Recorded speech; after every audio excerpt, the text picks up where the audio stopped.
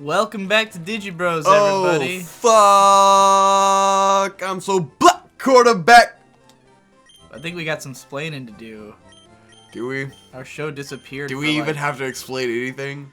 5 days. Well, apparently we do, because I got a whole lot of comments asking where the hell is Digi Bros. True. Where do you All get those over. comments? On Digi Bros or like Twitter? Some of them are on Digi Bros, some of them are on Twitter, some of them are on my anime list, some of them are on the comments of other videos I make. It's not even like a lot. It'll be like one in each location. Like each social media I have, someone will comment there, where is Digi Bros? Probably on Reddit. True. Oh my god, we're playing Pokemon. It's been like a month. There's not been a month. It feels like forever. It does feel like a long time. God, it feels like an eternity. Like the videos have only been not coming out for like 4 or 5 days, but it really does feel like I have no long time. idea because like I've been MIA, so Right. I don't know what's happened in my absence. It feels like I went on vacation. Well, the funny thing It is, feels like I went to Peru. the funny thing is that like for the audience, no show for 4 days, you know, it kind of fucks with your, like, if you're used to watching it every single day, Yeah. I could see why it's suddenly jarring to not have it. For me, having it not come out every day is not a big deal because I don't pay that much attention to it anyways. But having it, I learned, not doing it for a week and a half becomes a problem. Yes. Because I realized that I use this show to vent about all this shit that goes on, or to brag, or just to talk about anything going on in my life with someone other than my internet friends who are keeping up with it anyways, you know? And, it's bro time, bro. yeah. And, well, I'll get into it more. But what the hell, what happened? Why were we gone for so long? Okay, we were gone so long because I worked 70 hours this week. Yeah. Yeah, So, it was a bunch. without warning me until the night before you were going to do it, you were Yes. like, I'm about to go work on this commercial all week. I'm taking your car. Well, I did multiple things. I didn't know what you were doing. You just told me you were working on a commercial and you were going to be gone all week. And I was like, okay. And then what I didn't realize is you meant you were going to be gone all week from about 8 a.m. to like 1 in the morning type thing. Yeah, long days. So, like, what was all the stuff you were doing? So I spent the first half of the week, the first 3 days, shooting a commercial for Casey Toyota. That was awful. It's a car. Yes, car dealership. They do Toyotas. It was like way the fuck out in Hampton, big dealership, middle of nowhere. And Hampton is about it was a how cheesy, long awful from us? commercial. What'd you say? It's like an hour. Remember, and then this is a show where most of the audience has no idea what you're talking about. It was quite a ways away. I'm trying to recall stories, but first I'll just give the general gist of what I was doing. I shot a car commercial, and then I flipped around and was shooting a short film with ODU because they're like advanced filmmaking class is pretty much now they're trying to do a film every year. And I was doing my first assistant camera shit for them because I got dragged into it. Yes. So for the first half of that, for the first thing you did, you got paid. Yes, the second thing I did, I did not get paid. How well did you get paid for the first thing? Like better or worse than what would be worth it? Oh, certainly worth it. I got $175 for 2 of the days, and then the other day was like a half day, so I got half of that. So total like $450 or something like that. So yeah, that's pretty fucking good. Pretty fucking good for a few days of work. Right. That's work I enjoy doing, even if it's a fucking tax on my back. And God am I sore. Right. This is lifting fucking camera cases back and forth. That motherfucking slider. This piece of shit. God. So, and then the second thing you did was like an equal amount of work, but you didn't get paid for it because your school roped you into it. Yeah. In a sense, it was less work, but the same work. Because at least working with the school, we have a full crew, and I had like an assistant, and I can make other people carry shit because I'm tired. Right. So like, it wasn't as tiring in the physical sense, but then it was way longer days. The biggest day was a 16-hour day, and that's with an hour-long drive to the location and home. So like, It's fucking long. I woke up at 3:30 in the morning, left the house at 4:30 in the morning to get a fucking shot of the sunrise in the middle of a marsh. We went out into the middle of a highway with the marsh and shot this fucking scene. I'm just gonna go in on what this was about. Okay. The short film, which it's gonna be really fucking good. Like, this is gonna win awards out the ass. Like, it's really? gonna be really good because it's like, it's written and directed by students. It's this girl Christy, she's really good, you know.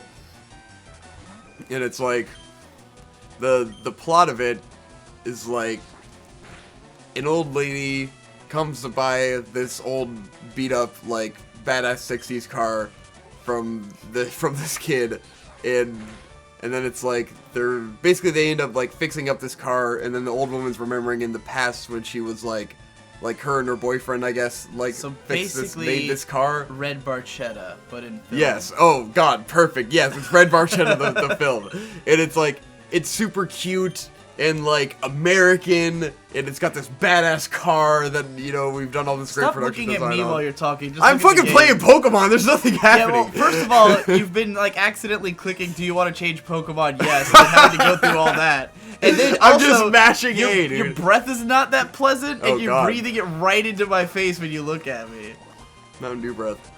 Anyways, so yeah, you get the idea. It's this sweet American movie. It's gonna win a bunch of things, and it's beautiful. Like, we've been making it pretty gorgeous, sort of Coen Brothers, Wes Anderson influence. Worked on. Probably. I don't know if anyone else realizes how good it is, but I'm like, this is better than all the shit ODU's done for sure. And it has a lot of potential to be something, you know? Like, the bar for short films winning awards is not very high. Like, there are some stupid shit winning awards. Wait. So it's pretty good. But anyways, this fucking... That second day, we had to go out to get a shot of, like, the guy and the old woman sitting on the, like, against the car with the sun rising, and it was just fucking madness. And somehow, this fucking road in the middle of nowhere was the busiest road in the world, and there were just constantly cars coming, and like, you can hear it. You can hear a car from half a mile away, and you can see them from half a mile away. So we'd have to constantly pause for a car, and we just spent like hours trying to get this, like, 2 shots of them with the sun rising with this fucking car, and it was freezing cold, So horrible wind. The sun only rises for so much time. Yeah. Did you get? Well, it was like we got, you know, it with it rising, and then we kind of got some shots of a scene that, you know, you can at least edit in post-production to make it look like the sun's still rising. But we spent a long ass time in the freezing fucking cold. Like, I can't fight him with this guy. Why Getting was this it? fucking shot Why of the was it sunrise. freezing fucking cold? Because it was like 50 degrees, but then we're at this marsh by water, and it's just fucking wind exploding on us. It's horrible. And I had wore shorts because I thought it was gonna be hot later in the day. So I'm like wearing 2 jackets and shorts, freezing my ass off, trying to do all this camera shit. Oh my god. That day was so fucking long. How did you injure your finger? You've got like a That big was cut on your finger. at the end of the commercials. I feel like I've talked about the slider on this You show have. before. You've mentioned a slider but that's cut you before. let me describe this slider. Okay, this comes basically in 3 parts. Hold on. First of all, what is a slider? A slider is a device that you would use on a camera. Like, you put the camera on it, and it's a rail, and then you can move the camera back and forth across the rail to get a short, smooth If you don't get slide. it, look it up. But we've It's used it. kind of in our self-explanatory. videos. It's a slider. It slides. You put the camera on it, it slides. This thing is, what was it called? It's like the fucking slide cam, whatever the fuck, HD slider, and it's like, we've bought like only like, you know, 1 of 2 that's ever been made and sold, and this thing is a monster, and it's like, the slider itself probably weighs something like 100 pounds, and then it goes on to this These kids are like fucking a adorable. giant tripod head that holds it. That's probably like 35 pounds. And then it goes on to these legs that are probably like 45 pounds. And then those sit on these wheels that are something like 15 to 20 pounds. And so it all comes together to be a heavy fucking monster. And that's what I have to deal with most of the time. Like, at least on the short film, we didn't use it much because, like, it was a very static style. Are you not recording this? I'm recording, but there's no picture? Motherfucker. What the fuck? How did that happen? Well, we just recorded a bit of podcast, so I hope everyone's happy with that. Jesus Christ. We should just put fake footage over it. We should. I'm gonna just do start that. the game footage like later or something. Like have it repeat. Oh my god. That's pretty funny. Motherfucker. Because I'm not doing all this again. I'm in the middle of a story. No, we can't do it again. That is pretty fucking funny. That's because I can see that, like, I had Audacity slightly covered. It's funny because I almost moved Audacity off of Open Broadcaster because I thought, like, I can't fully see it, but I didn't want to click away while you were playing the game because it freezes up the game. And then I noticed that the black space was just a little bit too much, and I was like, wait, that's not recording anything. Jesus Christ. Oh. Okay, what was I saying? Anyway, they didn't have to use the slider much over the weekend, but the first 3 days I had to use this thing constantly, and that's why my back is in fucking pain from lifting this thing around. And, like, we're putting it away after the commercial shoots, and, like, it comes in this long-ass box, and you kind of have to, like, have two people, like, stand with it over the box and then drop both ends at the same time and let it fall into the box. And we're lowering it in, and the other guy drops his hand without saying anything, and so my hand just flies into the corner of the box and cuts the living fuck out of my finger. And it's just, like, bleeding, and I'm just, like, screaming in pain, just like, fuck, fuck, fuck, motherfucker! Give me a fucking Band-Aid! That sucked. I'm, like, got little cuts all over my body just from, like, just everything. Right. I managed to acquire cuts all over my body for no reason. No one else gets beat up like I do. I don't know what it is. Mom said I had bruises all over my body because I had to fight naked. Exactly. I wonder, is there any connection? Oh, man. So that's what you've been up to. Yes. You've been working your ass off. You don't have time for breaking my shit. back. And you don't have any plans, though, for the next 2 weeks, right? Yes. Now I have to, like, live with myself. Of course, I'm super, like, creatively anxious and jealous working on this ODU film that's probably really good. And I'm just like, this should have been me. This should have been my film being made. Motherfucker. Yeah, but your name is on it. So if it gets... Oh boy, I didn't do anything creative on it, you know? Yeah, but you did work on it. I was a technician on it. Your name is on it. In a position that is, like... I feel like it's the kind of thing where no one knows really what it is, right. And then like no one knows how much work except the people who are gonna hire you to do that. I don't know. Like if, but then they don't know how good I was. They see it's a film made by students. They assume I was a student working on the film, and that it's just not as it's not the same. They don't realize like how legit I was. Why the hell are you working on it then? Because I wanted something to do, and I didn't know it was gonna be 16-hour days. And it's supposed to be like, there's another weekend in 2 weeks where we're gonna finish the film. And like, I was supposed to be first AC for that, and we're supposed to shoot on actual film. And that was gonna be awesome. You know, I get to shoot on film. And then this weekend was gonna be, one of the students was supposed to be the first AC, and I was just gonna like help him and mentor him. And so I'm thinking like, oh, you know, I'll probably like help him out for a couple days and then just like not even show up the other day because he'll know what to do already.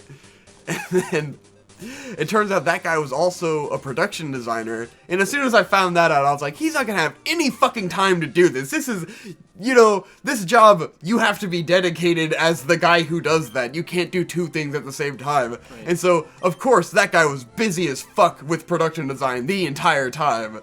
Yeah. Because they were taking this, you know, it's a car from like 1965 that's in perfect condition today. And so they've, like, every time they would paint it to make it look like it's old and shitty, which they did a fucking wonderful job of doing, but that took a lot of time to paint a new car to look like it's rusted and old. So that guy did a wonderful job doing that, but there's no way he could juggle both of these positions.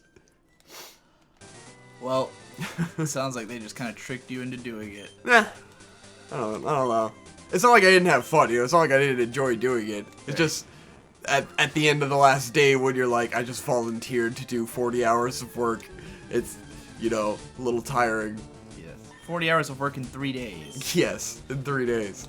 It's a lot. It's really, there's something like 43 hours total. Ugh. God, it was fucked. And it could have been so much shorter just because the whole crew is just inefficient. Right. And then it bothers me because I'm all about efficiency and like I'm always ready really fucking fast, and then I'm waiting on everyone else like to get what they're doing. Mostly production design, because like they did a really good job, and it's the kind of thing where it's like this is gonna be like a perfect film, so it's worth taking that extra time because nobody really cares that it's taking so long. Mm-hmm. And it's like that kind of effort is like so rare to be able to have that where you can basically have unlimited time and get everything perfect. Right. And we would spend like an hour on each shot just setting it up before we even rolled. So it's like there was a lot of effort and time put into it, and that's what's going to make it great. But when you're volunteering for it and you're not getting any kind of class credit or anything, it's just like, oh my god, I want to go home, you motherfuckers. Trying to catch this Vulpix. Hell yeah, dog. Trying to get that fire. Vulpix. That's that fire shit. See, the funny thing is that you have played opposite the strategy of how to catch Pokemon in this game. Because you just beat all the trainers in the area, and now you're catching the level 17 Vulpix. Yeah. Now that all of your Pokemon are over level. I didn't beat all the trainers yet. Whereas, if you caught the Pokemon first, then you could have trained it on all of those trainers. I bet. This is how you pro strat. I'm talking like I know pro strats when I've never done like a Nuzlocke, but I don't know how those go. You know, our friend Ben Saint of saintcomics.com or patreon.com/Ben Saint is currently working on a Nuzlocke comic. Like apparently he's retelling the story of like a famous Nuzlocke run he did. What the fuck? That he's been telling the story for like years, and he's making a comic out of it. Jesus Christ. So everybody look forward to that. Go subscribe to his Patreon. Patreon.com/Ben Saint. The meme is escaping the podcast. That's it for this episode of Digi Bros. Next time, maybe Victor will talk more about what he did, or maybe I'll talk about what I did. Whoa! And maybe there'll be footage the whole time.